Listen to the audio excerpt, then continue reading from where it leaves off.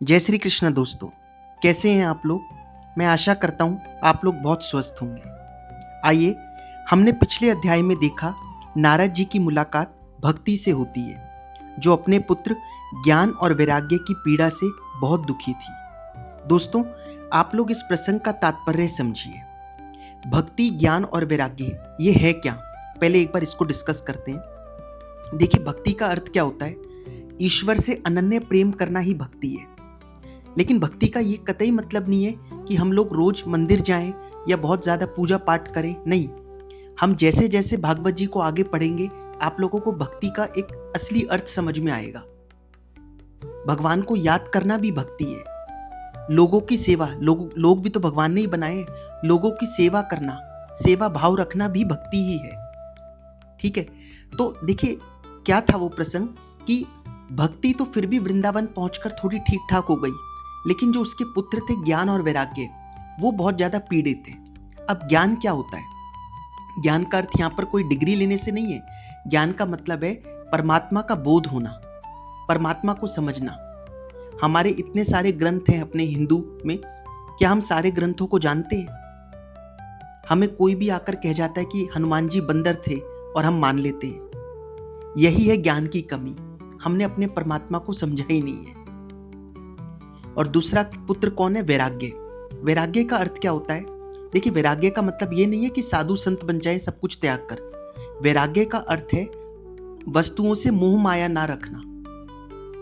ठीक है, आपने आरती में भी सुना होगा, जो ओम जय जगदीश की आरती है, तेरा तुझको अर्पण क्या लागे मेरा। चाहे हम बहुत गरीब हो, चाहे हमारे पास अपार दौलत हो, लेकिन अपार दौलत होने के बावजूद भी हमें घमंड ना आए, हमारे पैर जमीन पर टिके रहें। यही वैराग्य है। अगर कोई भी दुविधा आती है, कोई भी ऐसा समय आता है जो हम सहन नहीं कर सकते, उस समय भी हम भगवान का स्मरण करें, यही वैराग्य है। तो कलयुग में लोगों में भक्ति तो है, जैसे वृंदावन भक्ति पहुंची तो वो तो ठीक हो गई, लेकिन ज्ञान और वैराग्य की कमी। तो हमें ये प्रसंग ये सिखाने की कोशिश करता है कि भक्ति ज्ञान और वैराग्य के बिना अधूरी है। आइए दोस्तों, अब प्रवेश करते हैं महात्म्य के दूसरे अध्याय में। नारद जी भक्ति से कहते हैं, तुम इतनी चिंतातुर क्यों हो? मतलब तुम इतनी चिंता क्यों करती हो? भगवान श्री कृष्ण के चरण कमलों का चिंतन करो, उनकी कृपा से तुम्हारा सारा दुख दूर हो जाएगा। सत्य, त्रेता और द्वापर, सत्य यानी सतयुग, सत्य, त्रेता और द्वापर, इन तीनों युगों में ज्ञान और वैराग्य मुक्ति के साधन थे, किंतु कलयुग में तो केवल भक्ति ही मोक्ष की प्राप्ति कराने वाली है। यह सोचकर ही श्री हरि ने अपने सत स्वरूप से तुम्हें रचा है। एक बार जब तुमने हाथ जोड़कर पूछा था कि मैं क्या करूं, तब भगवान ने तुम्हें यही आज्ञा दी थी कि मेरे भक्तों का पोषण करो। तुमने भगवान की वह आज्ञा स्वीकार कर ली।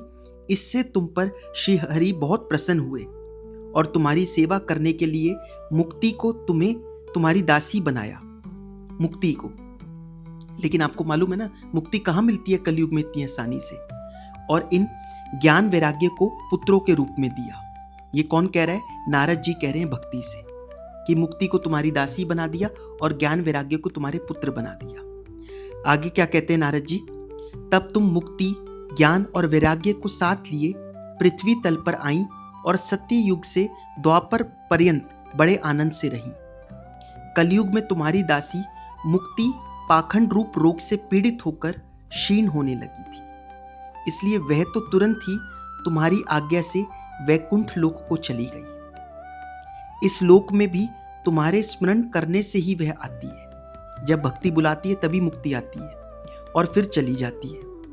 किंतु इन ज्ञान वैराग्य को तुमने पुत्र मानकर अपने पास ही रखा है।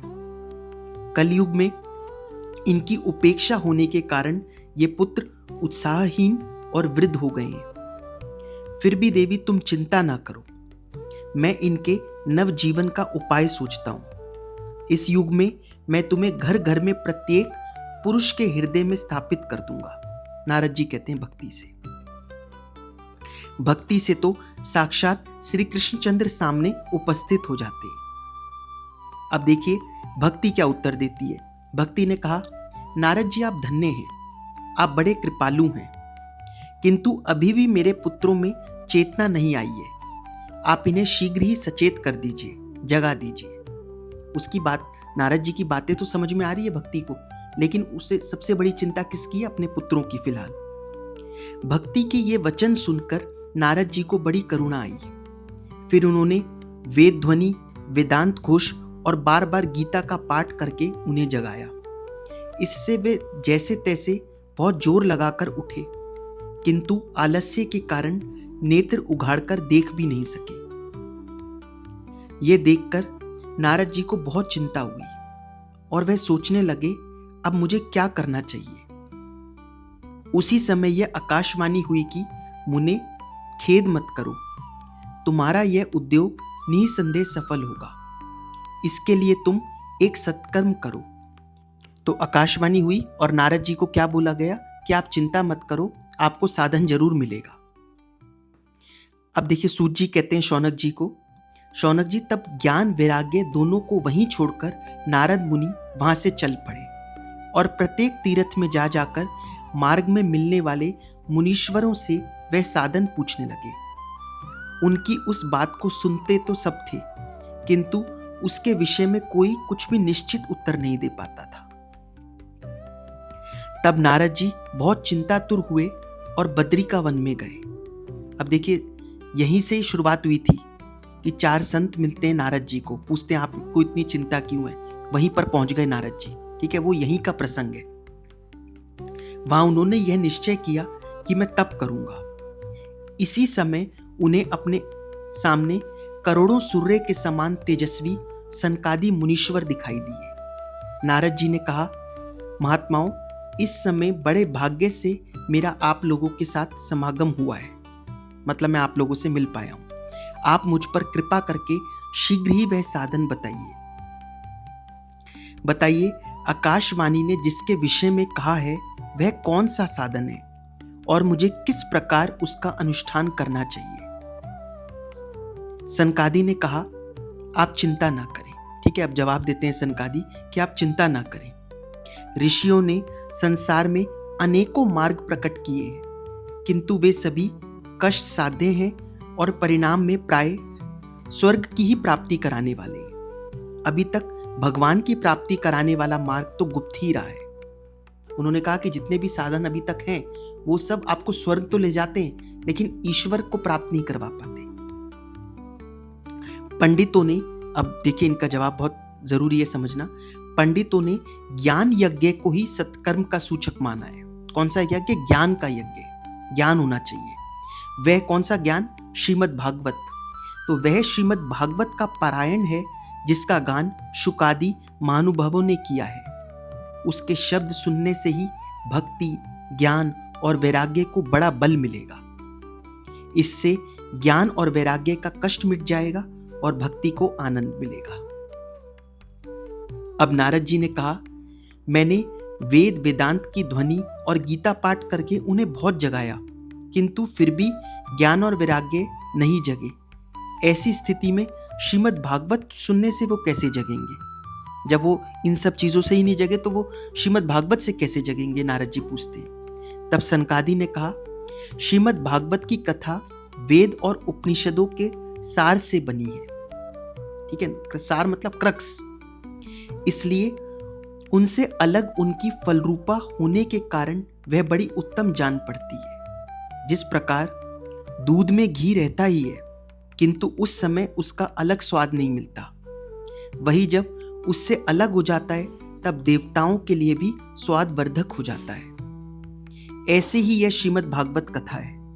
यह भागवत पुराण वेदों के समान है। श्री वेद व्यास देव ने इसे भक्ति, ज्ञान और वैराग्य की स्थापना के लिए प्रकाशित किया है।